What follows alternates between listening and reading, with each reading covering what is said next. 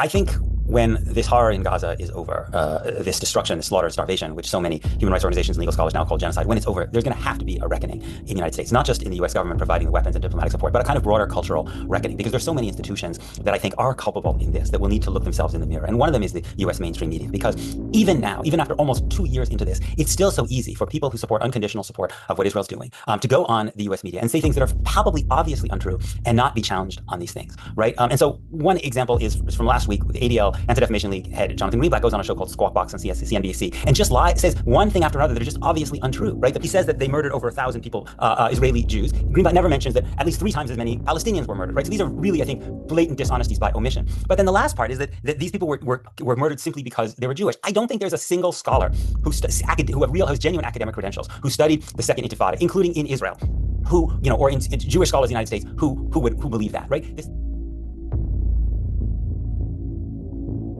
Jonathan Greenblatt has one hammer, which is anti-Semitism. So everything has to become a nail. So essentially everything the Palestinians do has to become anti-Semitism, because he will never actually discuss the political, legal reality of oppression that is the context for what Palestinians do. Doesn't justify everything that Palestinians do, but is the crucial context to understand why there was an intifada to begin with. That's completely erased, right? Marwan Barghouti, who's probably the most prominent leader of the Second Intifada, said, this is how Barghouti describes the Second Intifada. Just compare it to what Jonathan Greenblatt says. Barghouti says, how would you feel if on every hill in territory that belongs to you, a new settlement would spring up? If your best friends with whom you fought shoulder to shoulder continue to rot in jail? I reached a simple conclusion. You, Israel, don't want to end occupation, and you don't want to stop the settlements, so the only way to convince you is by force. And yet Jonathan Greenblatt can say these things.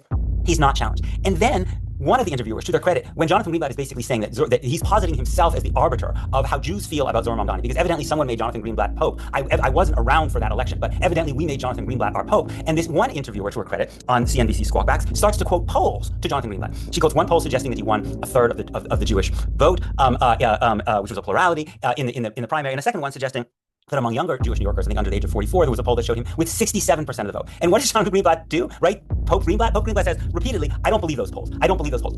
And they just let him say this? I mean, this is nonsense. This is unbelievable. Why on earth would you allow Jonathan Greenblatt, who's not got no expertise in polling, right, to basically say, you should listen to me, you should believe me about what Jewish New Yorkers think, rather than actually several scientifically conducted polls about what Jewish New Yorkers think, which suggest that actually Zohar Mamdani has a lot of support among Jewish New Yorkers, which is something which is very uncomfortable for Jonathan Greenblatt to admit. And so he just dismisses it, and he says the polls are lies, right? And then he gets away with it, right? And if this were going to be Jonathan Greenblatt's last interview on this show, or on any mainstream show, because there was a general understanding in the media that if you lie this blatantly, there should be some consequence, then we could be getting somewhere in terms of the discourse, right? I certainly think that if it was a Palestinian or pro-Palestinian advocate who went on one of these shows and lied as blatantly as Jonathan Greenblatt did, that person would not be getting invited back, right?